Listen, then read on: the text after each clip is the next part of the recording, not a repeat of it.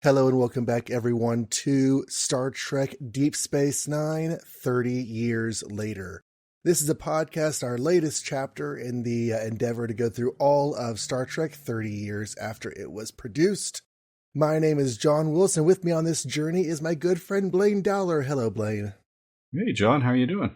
Doing all right. It's another Deep Space Nine episode, and I don't know, Worf is on trial. Yeah.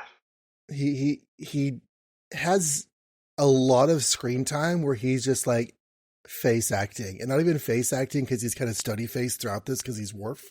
But yeah, he doesn't say a whole lot in the episode for as much time he's on screen.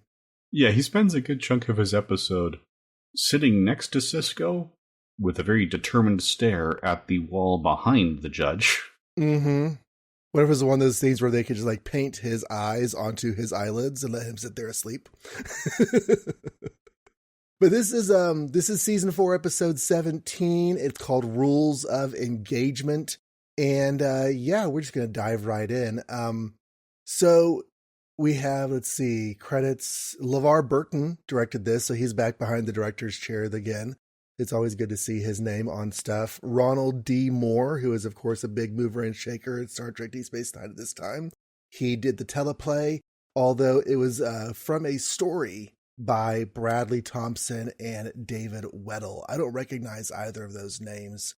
If we've seen them before, they're not registering in my brain. But of course, Ronald Moore and LeVar Burton, we know. So basically what happens is Worf is brought up on charges. There is, of course, we're at war with the Klingons, and there is a battle, and Worf in the Defiant is facing off with 2 heavy Klingon cruisers. And in the process of the battle, another ship decloaked right in front of the Defiant, and Worf fired at it and destroyed it. And turns out it was a passenger cruiser with over 400 civilian lives on board. And so we have a Klingon prosecutor who shows up on Deep Space Nine, one Ch'Pok, played by Ron Canada. And he is here to... Okay, it's a little bit iffy because obviously we're not friends with the Klingons right now.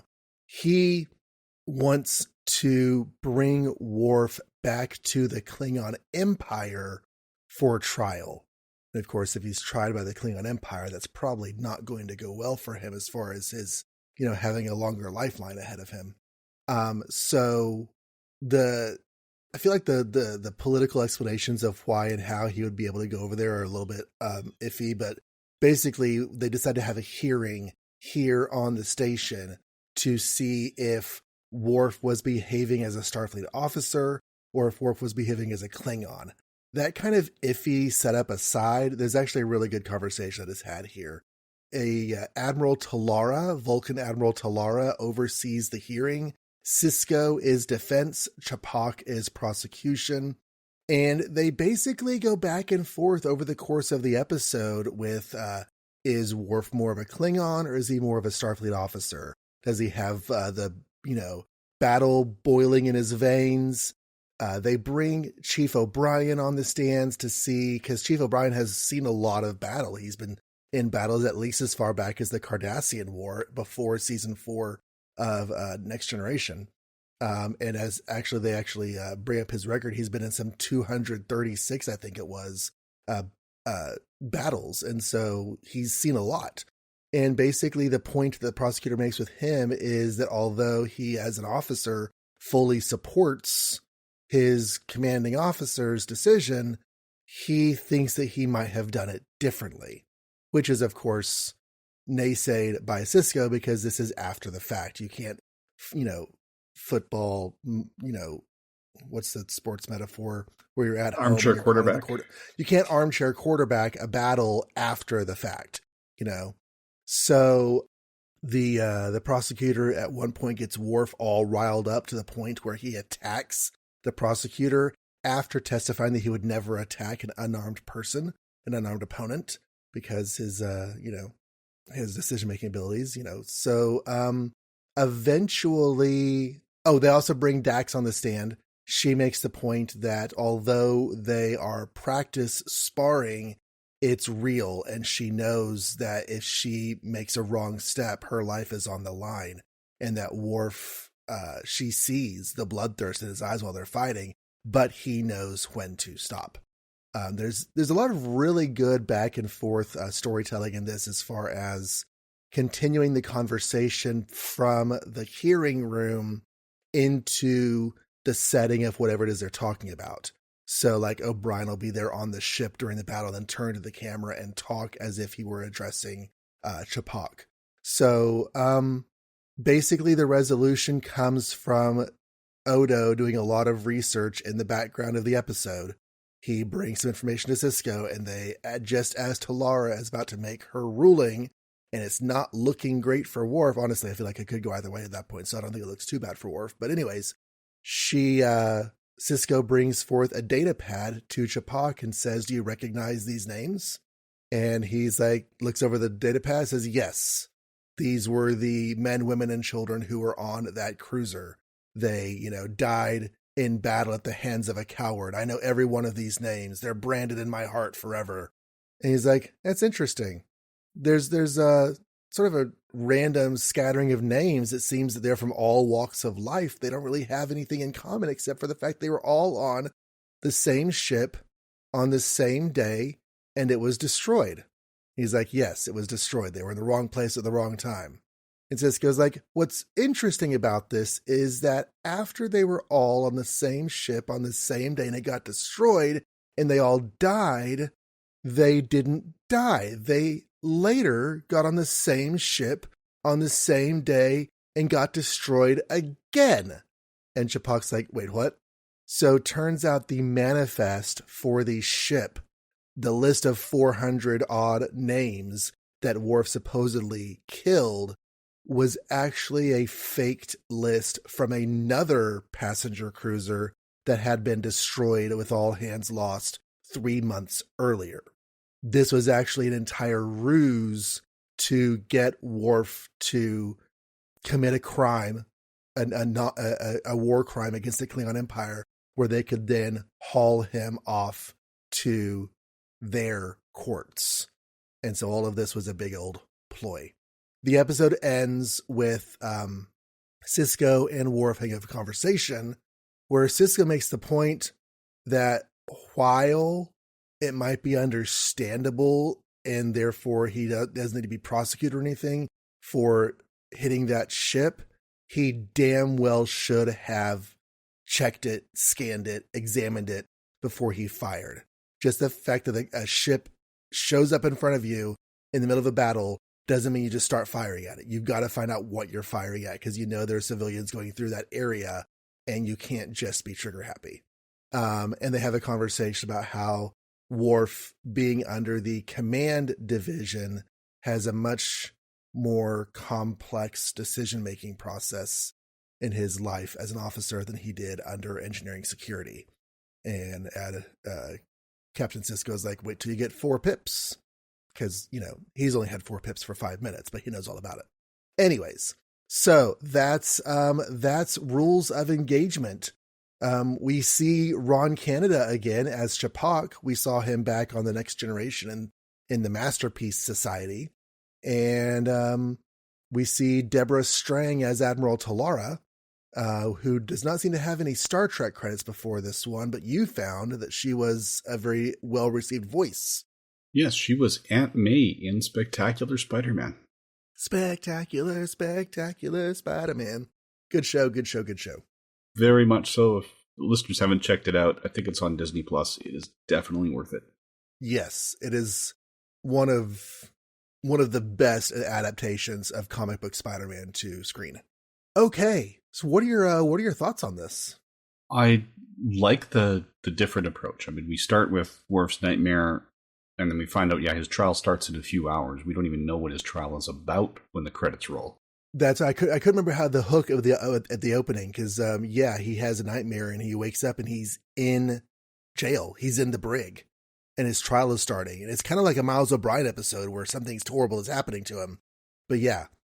So I like that twist, and I like the fact that they set it up so that we We see them back, but again, as you said, during the testimony, we'll see the events, but then the person giving testimony will just turn and talk to the camera, which it works here because, they're not talking to the camera, they're talking to either Ch'pak or Admiral Talara on trial, or, whoever's asking the questions at the moment. So, it kind of works, but it does set this apart. It would have been nice to have a little more of a Rashomon thing, because even though, Ch'pak says, okay, they will accept everyone as being honest, that's a hallmark of the Federation, that these guys don't lie. In reality, people who don't intend to lie will often misremember details, because we understand the way the human brain works. It remembers emotions more accurately than details, and it will reconstruct the details to match the emotions that it remembers. Mm-hmm. So some things will be off, and they might be twisted. So it would have been nice if we had a little bit of that Rashomon influence, where perhaps the testimonies didn't line up. But again, I can see that might imply that someone is lying, because that's the way Star Trek works. So yeah, I get why they didn't. It just, I don't know, in the real world, if you have this many people whose testimonies line up perfectly, that often means that they're colluding and rehearsing. Right. There should be of course, mostly agreement, but a certain amount of disparity is to be expected. Even if it's just something as little as, if we have two characters we don't really know at stations in the back of the bridge, and when different people are relating and have them in different positions. So they swap, just something that's out of place to show they remember things slightly differently, even if they recall the major details correctly. So on July 3rd, 1988, Iran Air Flight 655 was shot down by a U.S. naval ship during the Iran-Iraq war. And these events in this episode are loosely based on that. It was incorrectly identified as a F-14 Tomcat, and they shot it down. But of course, it was not. It was just a passenger flight, and all 290 people on board were killed. But the ship that shot it down was the USS Vincennes, named for the Battle of Vincennes in Vincennes, Indiana, which is about an hour west of here, where I live.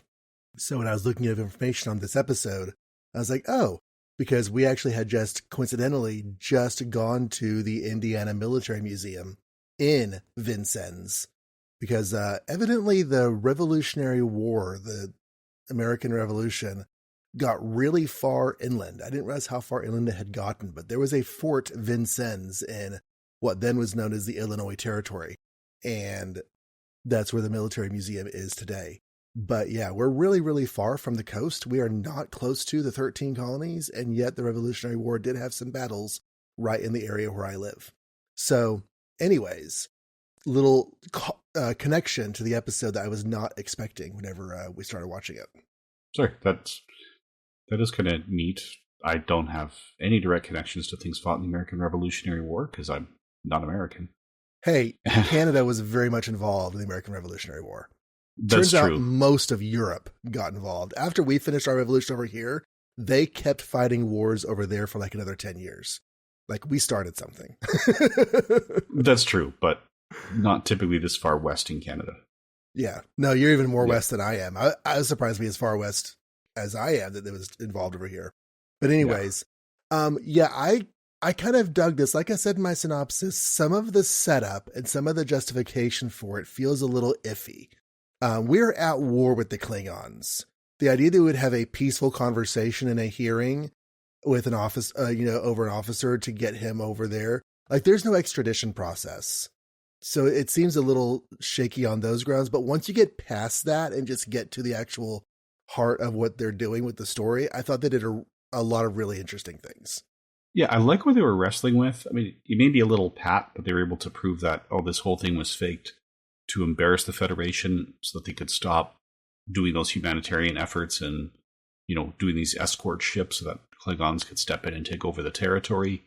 I mean, that one, yeah, it's consistent with the Klingons we've seen and their actual behavior.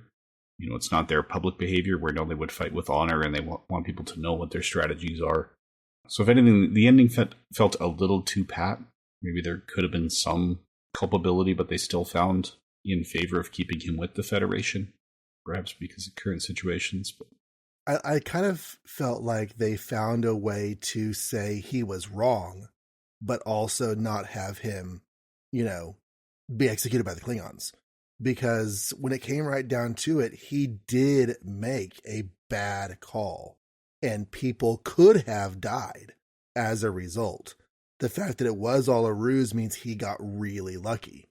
And as Worf points out, I don't feel lucky, but you did. You came away from the situation without having done some really terrible things that you could have accidentally done. So it is a little pat. I definitely agree. It's a little pat, and it kind of comes out of nowhere. It's a Deus Ex pad, if you will, but I thought it served a neat purpose. Yeah, it does. Like, as you're saying, it gave them the out so that, yes, he could be wrong, but not wrong enough to be extradited. Mm-hmm. We don't really see a whole lot of characters in this episode. Most of our cast is off, I don't know, in Bermuda or something. Yeah, we see a little bit. We get some actually amusing testimony from Quark when he was trying to focus on which of the Dabo girls Bashir was talking to. Which Bashir's whole role. Bashir's whole thing. Yeah, flirting badly. Well, have you ever seen the wormhole open? Talking to someone who lives on DS9, I'd say, yeah, probably. Yeah. I wonder what Lita would have to say about that, because supposedly they're still seeing each other. Yeah, they haven't done a lot with that plot thread. Not since the Rom episode. Yeah. I did like how frustrated Ch'Pok got because Quark was so focused on that inconsequential detail. You know what, though? I almost wouldn't put it past Quark for intentionally befuddling his testimony because he doesn't want to get the Chief in trouble. Because Quark likes the Chief. Quark and the Chief are friends, as much as Quark has friends. And I don't know if Quark is... It could go either way. Quark could be intentionally messing it up, or he could just be caught up in very unimportant details. Yeah. But I wouldn't put it past him. We have another Spot the 47 here. So this time, O'Brien had 235 combat experiences up to this point, which is 47 times 5. So they snuck it in kind of subtly here. But yep. And remind new listeners, what is the thing with the 47?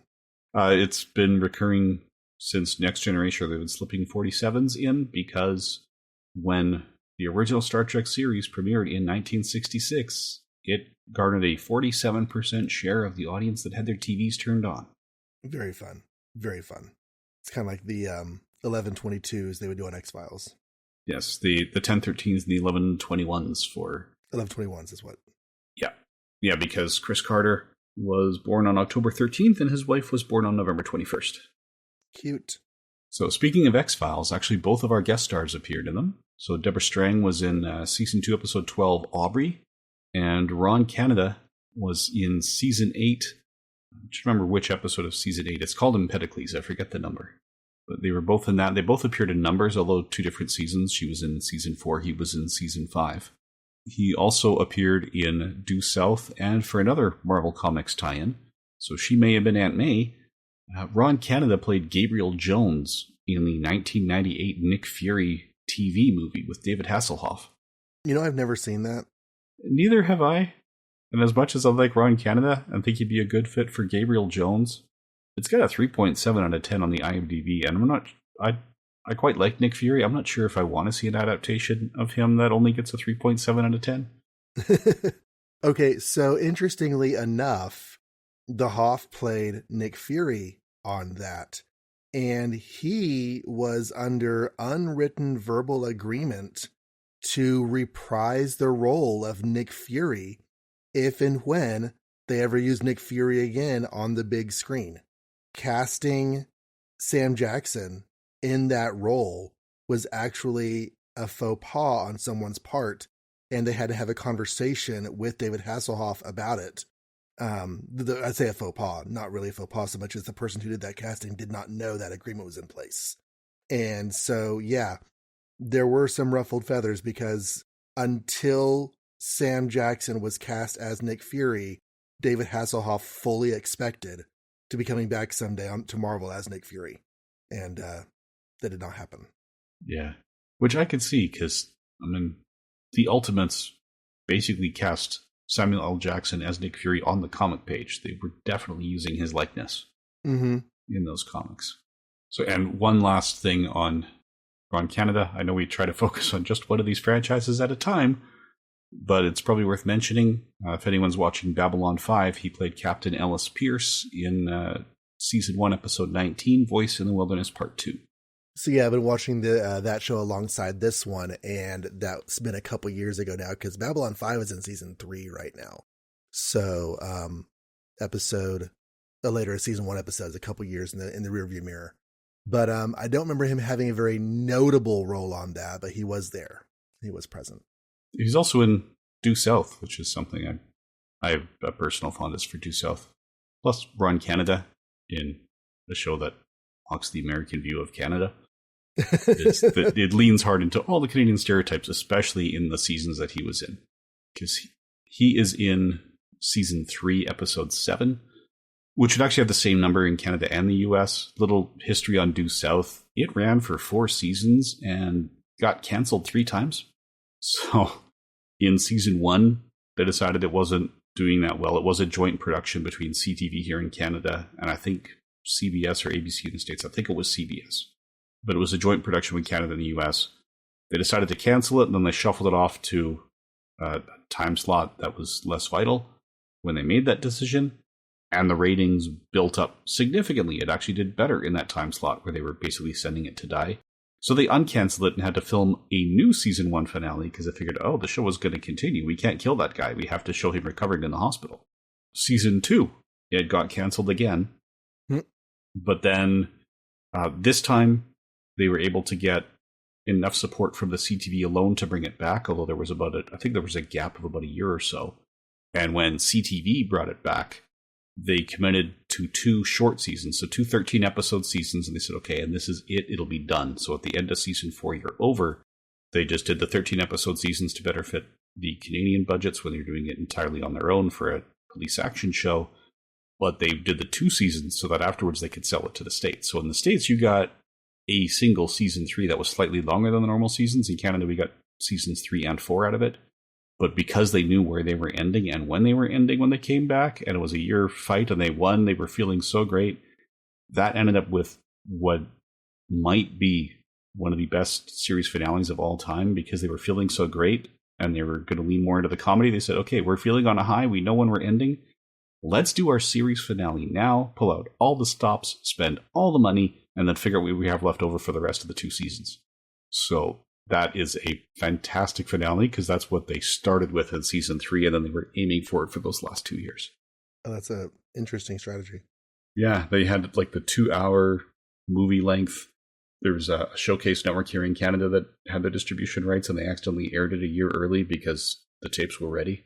The movie they were planning to show at 2 a.m. on that Friday morning, for some reason it didn't work, so they grabbed something and they thought they were grabbing the pilot episode to rerun, but no, they actually aired the series finale. So a friend of mine opted to be up. She's like, wait, what did I just see? Because she watched it like a year and a half before it was actually supposed to air. Oh, fun. Back in the episode, one of the things I liked about this was that Dax, whenever she was giving her testimony, knowing where that relationship is going to go, it's fun to see the build in these early days. Because we've said before, it's kind of obvious even here at the beginning of Worf's tenure on the show, it didn't take long for there to be very notable chemistry between him and Jadzia Dax. And she's like, no, when we fight, we fight. And just the way she described the sparring with Worf and everything, it was with a fierce respect, or a respect for his ferocity. I don't know. I just really liked that bit from her. It's pretty great. Yeah, we don't want to give too many spoilers, but yeah, that future relationship is coming because of the way they looked at each other the first time they were on set. The writers on set caught the actors checking each other out. So so they're playing with that. They're definitely having some flirtation. Yeah. But yeah, it was a fun episode. It didn't do a whole lot that was very deep, which is why we're kind of struggling for some things to say about it. We're not having any major lore developments with the Jem'Hadar or the Founders. We're not having any huge moral wrestling matches. I mean, Worf did mess up. This was not a good day for Worf. And by all rights, Talara should have called him out on that at the end of the episode. He should have lost this hearing. But they finagled it, or, I say fate, but it was the writers, finagled it so that Worf would not get in trouble. And so he goes home with hopefully a little bit wiser for having made a mistake and realizing how close it was for him, but not with any actual damage done to him. Yeah. And like you said, it was light on a lot of our supporting cast. Mm-hmm. I don't remember Dinah Visitor appearing at all. Oh no, she was. That's right. I remember. No, but she had just had a very major episode previously with the Bajoran Dajaras getting brought back in the previous episode. So yeah, now that I bring it up, I think we did get a reaction shot of her when we had O'Brien's testimony, and they find out that when he says that they didn't realize it wasn't a military vessel until it exploded. Mm-hmm. So we do get the Kira reaction shot. We only see Bashir when he's flirting with a variety of Dabo girls, because Quark couldn't remember which it was. So it makes you wonder if everybody else got a little bit of a light week. Come in for Monday, shoot a couple of scenes, then go have a week off. Yep. Which is something when we get to Enterprise, that was something John Billingsley used to laugh about, because so many episodes he would have one scene in Medbay. And the guys just say, yeah, look at how much time you spent in the makeup chair. He's like, yeah, and I've now got a 6-day weekend ahead of me. Same pace. See you next week. Well, it's good to be the Doctor. So yeah, I guess that wraps up our conversation. This is the episode 17 for 8. Blaine, have you checked the spreadsheet for this episode? Not really. I'm a little swamped at work, so I just came here. Okay, because we're doing this for April 1st, but this came out on April 8th. Oh, we're a week early. Yeah, we're a week early. Okay. Okay, well, surprise. Okay, so I guess we won't talk about what we'll be doing next week, but 2 weeks from now, I guess it's Hard Time. Speaking of the episodes I'd like to just dump on Bashir, that's coming up next. All right. Yeah, so do be here in a couple weeks for that. In the meantime, do send us your feedback. The usual email address is available, and you should definitely leave comments on our websites. My website is johnreadscomics.com. There is no H in leaving comments. And Blaine, you have a website too? Yes, all of my stuff can be found at bureau42.com. You can also leave reviews for the show. If you leave a review anywhere besides Apple Podcasts, we might not catch it though. So just leave us a note somehow, somewhere that it's there, and we will happily read your review on the show. And finally, as always, we cross-post to our YouTube channel, which is, tons of playlists, depending on, doing it 30 years later. We decided to start with Next Gen, obviously. Mm-hmm. We might go back afterwards, and we've been toying with doing X number of years later to go back to the original animated series and that gap we're going to have between Enterprise and the streaming shows. But yeah, so the YouTube post had all those nested playlists and everything, whether you wanted to watch or cover just Next Gen, just DS9, just Voyager. That's up to you. Okay. And yeah, I guess that basically covers it. We'll be back in a couple of weeks. All right, everybody. Thank you for listening. And live long and prosper. And may the Force be with you.